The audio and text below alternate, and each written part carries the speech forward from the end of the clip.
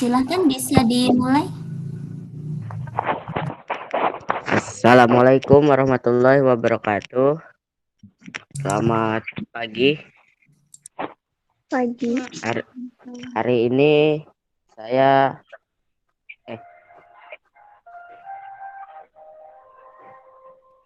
nama saya Muhammad Sutra Ali Anjar Mukti. Hari ini akan membahas materi tentang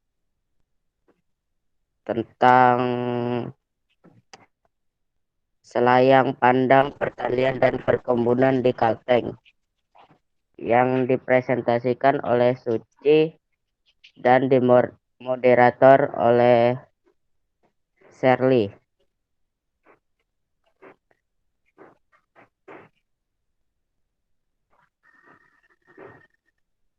Ya, bisa Shirley bawakan.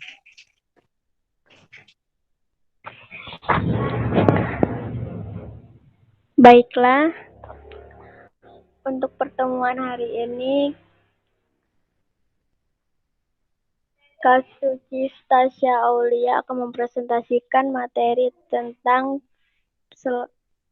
selayang pandang perkebunan di Kalteng.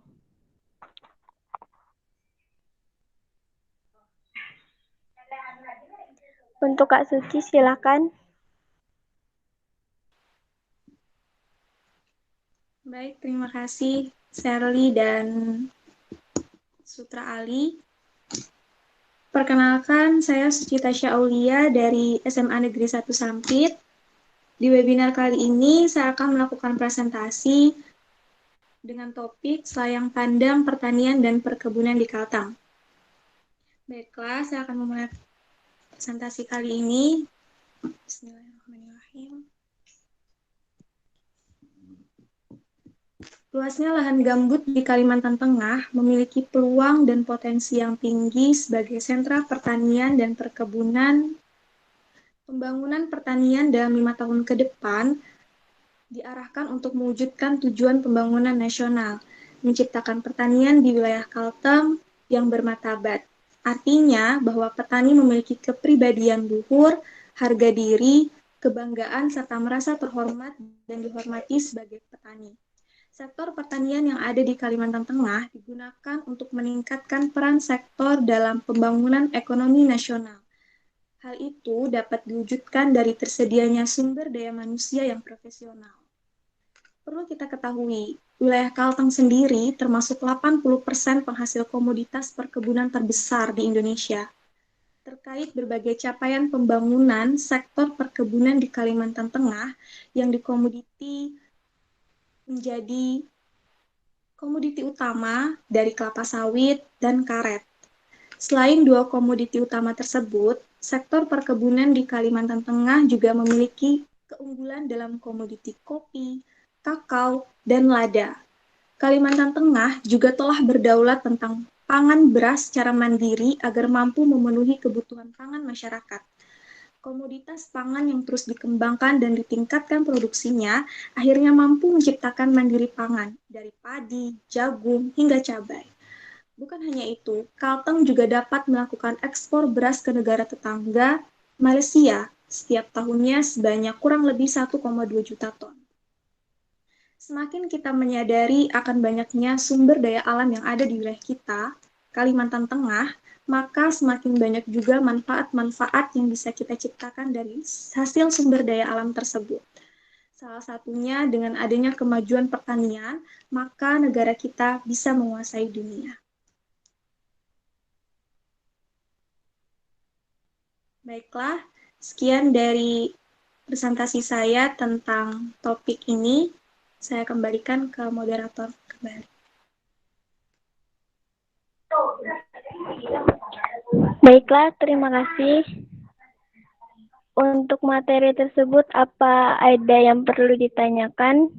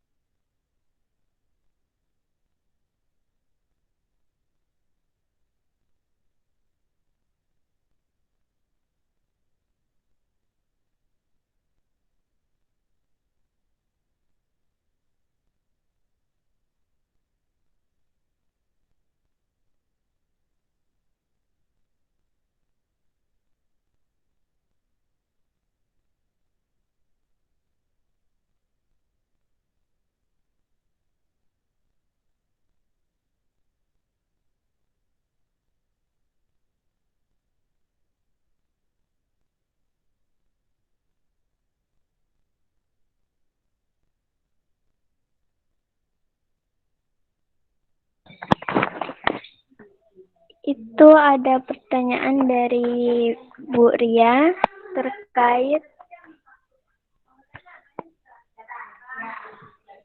terkait pembukaan lahan perkebunan kelapa sawit di Kalteng. Apa bisa dijawab, Kak Suci? Baik, saya akan jawab. Tentang perkebunan di Kalteng yaitu kelapa sawit, sebenarnya untuk perkebunan itu termasuk salah satu komoditi terbesar di Kalimantan Tengah. Ada untungnya, tetapi ada ruginya juga bagi Kalimantan Tengah. Jadi, untuk untungnya kita bisa mendapatkan ekonomi yang baik, meningkat. Tapi untuk ruginya, kita mendapatkan dari adanya pembangunan kelapa sawit yang semakin banyak di Kalimantan Tengah akan menghambat proses dari tanah. Jadi tanah tidak bisa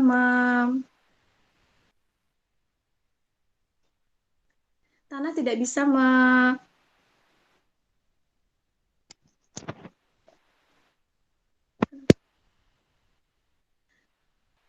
jadi tanah itu tidak bisa mengambil air dari hujan, tidak bisa menampung air dari hujan sehingga semakin banyak kelapa sawit yang ada, maka semakin besar juga akan menimbulkan kebanjiran di wilayah Kalimantan Tengah. Jadi untuk itu sepertinya kita juga tidak bisa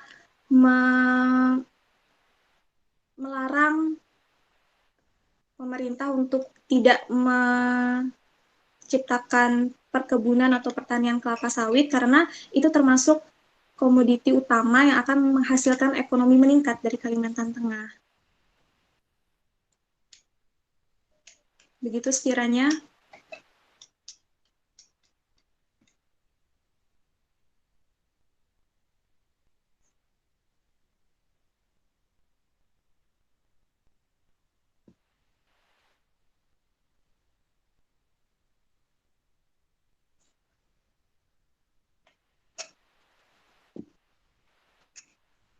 Saya kembalikan lagi kepada moderator.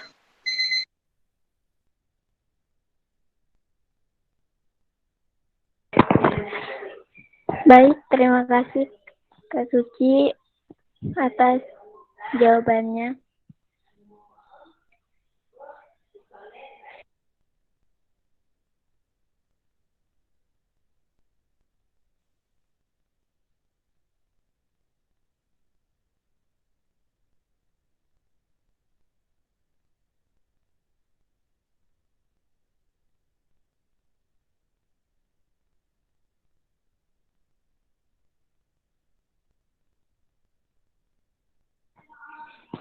Terkait penjelasan tersebut, apa sudah jelas, Memria?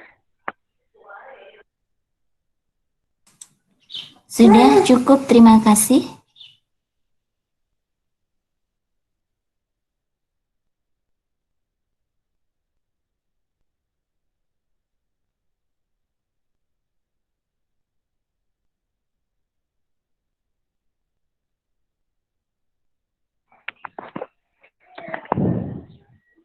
Baik, apakah ada yang ingin bertanya lagi terkait materi tersebut?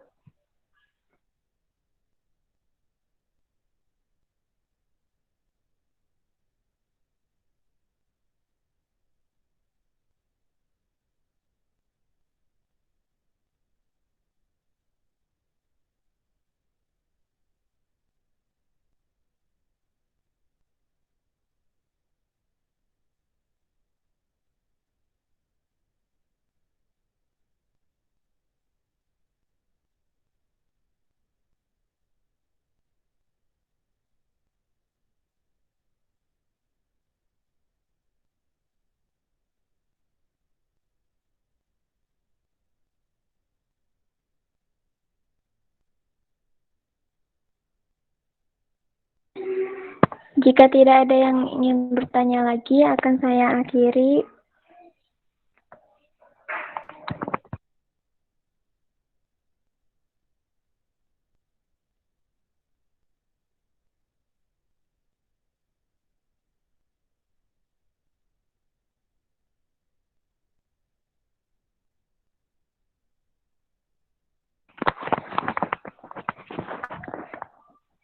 Ada pertanyaan dari Memria terkait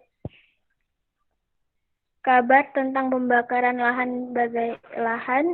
Bisa dijawab, Kak Suci?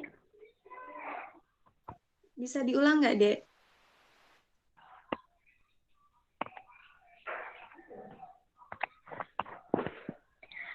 Ada pertanyaan dari Memria terkait untuk kabar tentang pembakaran lahan. Bisa dijawab, Kak?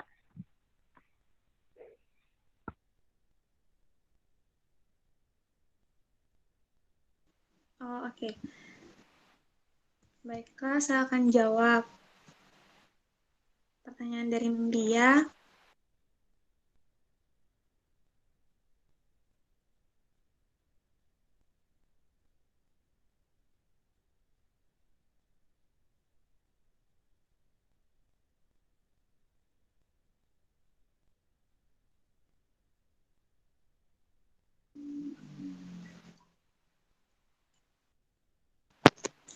Baik, untuk banyaknya kabar tentang pembakaran hutan di Kalimantan Tengah, itu adalah efek samping dari semakin banyaknya lahan gambut di Kalimantan Tengah.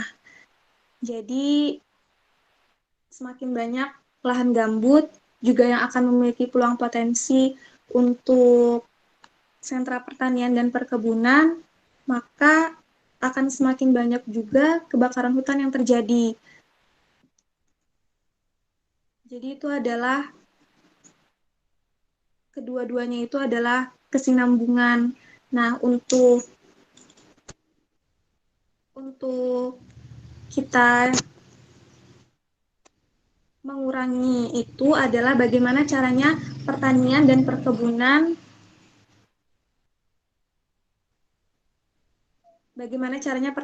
perkebunan bisa memiliki cara-cara inovatif agar bisa memanfaatkan lahan gambutnya sampai tidak terjadi kebakaran. Seperti contohnya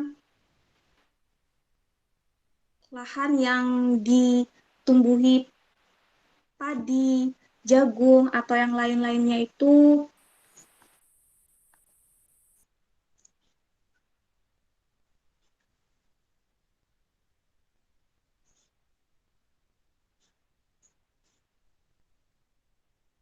untuk yang lain-lainnya itu seperti bagaimana pertanian dan perkebunan itu bisa mengarahkan dengan baik agar tidak sampai terjadi kebakaran hutan.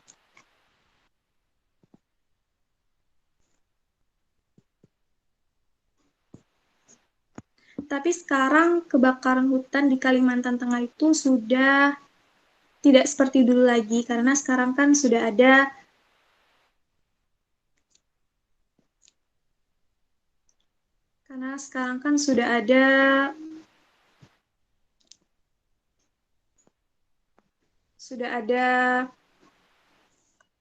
Kalimantan Tengah sudah menciptakan suatu bahkan perusahaan yang mendukung tentang lahan gambut yang ada di Kalimantan Tengah.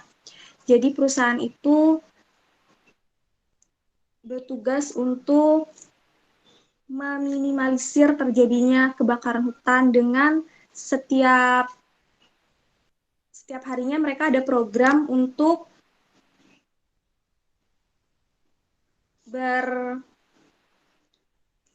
berkeliling, bertugas untuk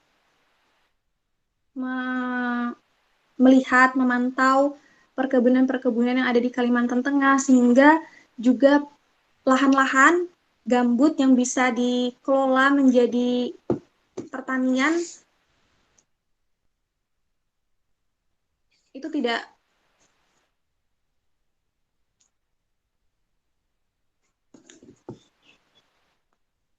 terbuang lahannya. Jadi mereka bisa memanfaatkan lahan gambut yang kosong itu ditumbuhi komoditi-komoditi yang bisa dihasilkan dari Kalimantan Tengah sehingga tidak terbuang lahannya. Karena yang menyebabkan kebakaran itu adalah lahan yang kosong itu, lahan gambut yang kosong. Baiklah, jadi intinya dari jawaban tadi adalah bagaimana caranya kita memanfaatkan lahan-lahan gambut yang kosong itu untuk dimanfaatkan dengan menghasilkan komoditi-komoditi yang bisa dihasilkan dari Kalimantan Tengah.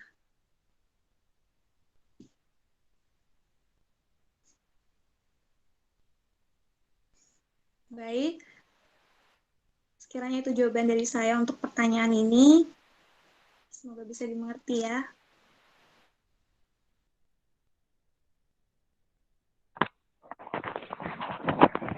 Baik, terima kasih Kak Suci.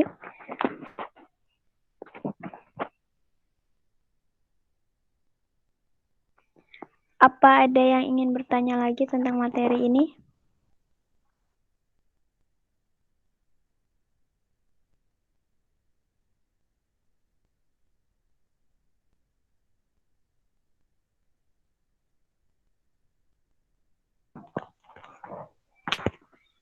Ada yang bertanya bagaimana cara pencegahan kebakaran? Bisa dijawab Kak Suci? Bisa. Oke, baik untuk Dian.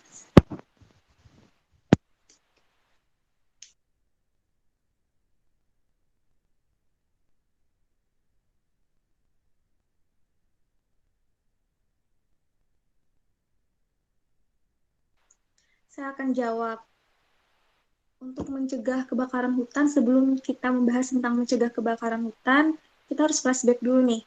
Di tahun 2015, kebakaran hutan dan lahan juga telah melanda Kalimantan Tengah. Tapi untuk sekarang sepertinya kabut asap yang dihasilkan dari kebakaran hutan itu sudah tidak seperti dulu lagi, bahkan tidak ada sekarang ya.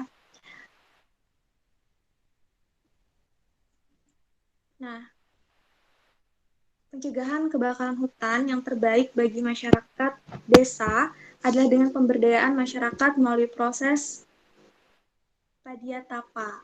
Padiatapa adalah prinsip yang menegaskan bahwa masyarakat dalam dan sekitar lokasi restorasi gambut mempunyai hak untuk mendapatkan informasi dan secara bebas menyetujui kegiatan restorasi gambut di wilayah mereka.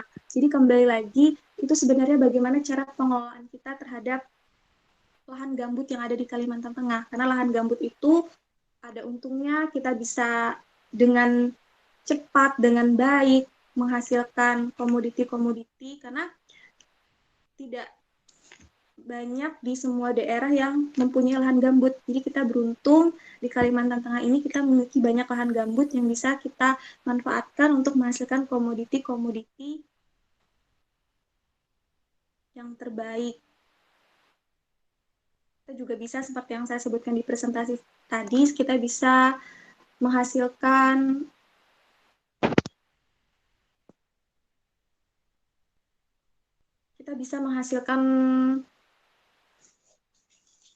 pangan beras secara mandiri.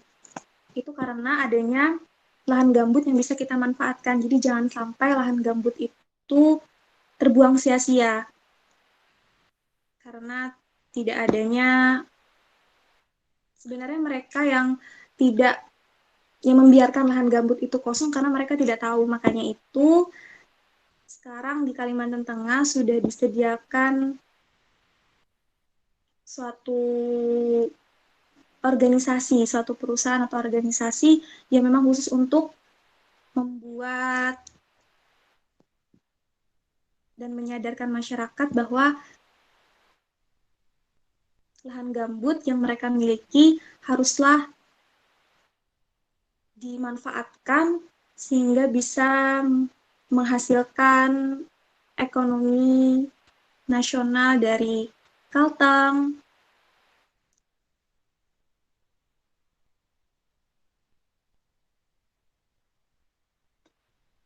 Begitu sekiranya untuk pertanyaan dari Dian. Apakah ada yang kurang jelas?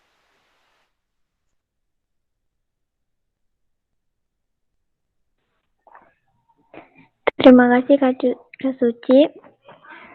Tentang penjelasan berikut, apa ada yang kurang jelas? Bisa ditanyakan lagi.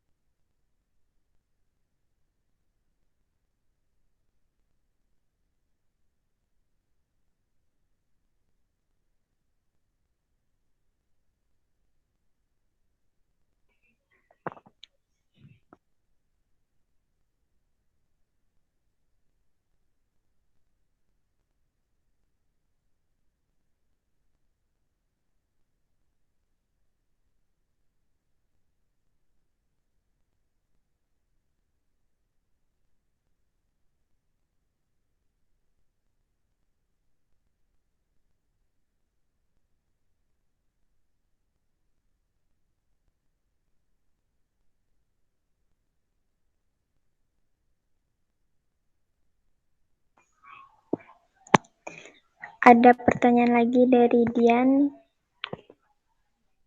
Bagaimana persoalan lingkungan yang ada di Kalimantan Tengah?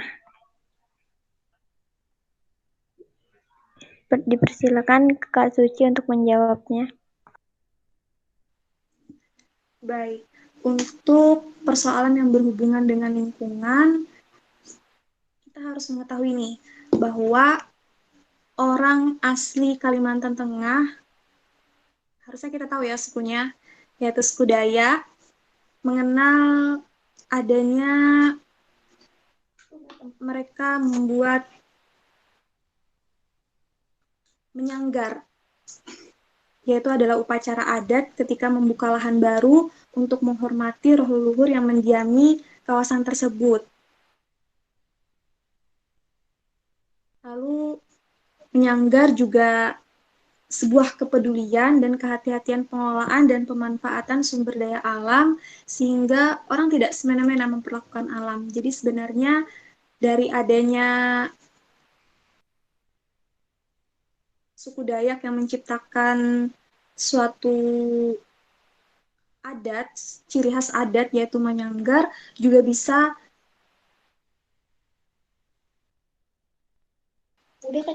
bisa membantu pemerintah dari Kalimantan Tengah untuk menjaga lingkungan lahan gambut yang tetap bisa dimanfaatkan agar menghasilkan komoditi yang terbaik dari Kalimantan Tengah.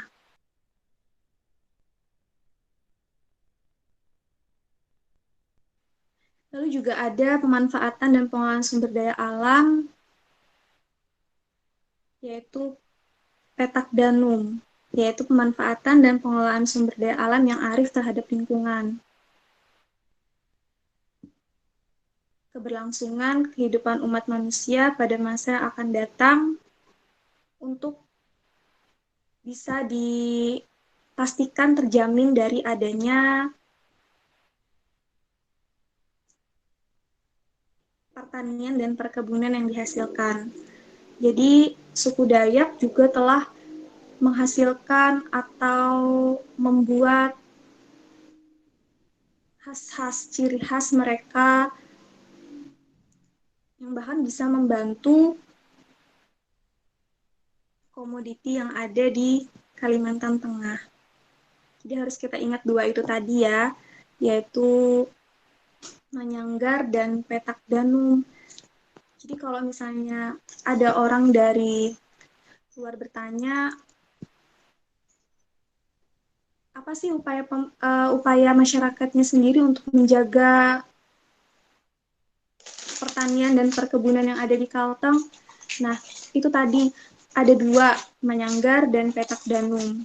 Jadi bukan hanya pemerintah saja yang berusaha untuk memaksimalkan adanya komoditi, memaksimalkan pencegahan kebakaran.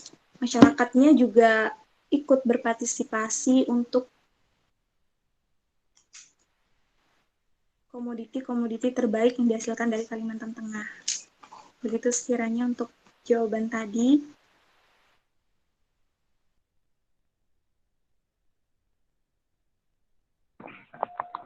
Baik, terima kasih Kak.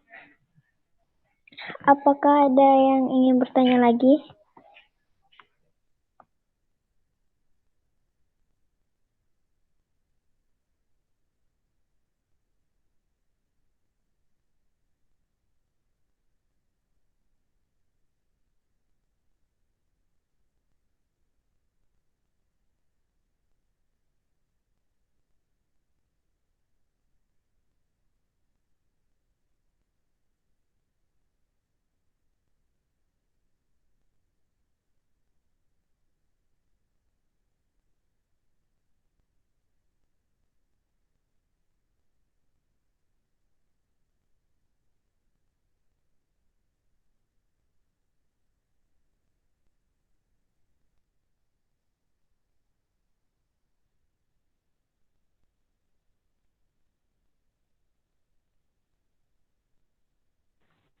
Jika tidak ada yang ingin bertanya lagi, akan saya tutup. Jadi kesimpulannya itu, kalau ternyata banyak komoditi-komoditi yang bisa dihasilkan di Kalimantan Tengah. Sekiranya itu saja kesimpulan dari saya.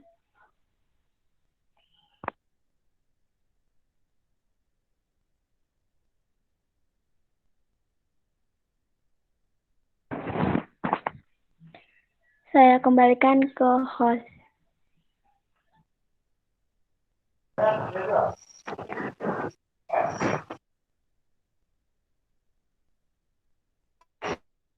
Oke, tadi itu presentasi dari Suci. Saya akhiri. Assalamualaikum warahmatullahi wabarakatuh dan selamat siang.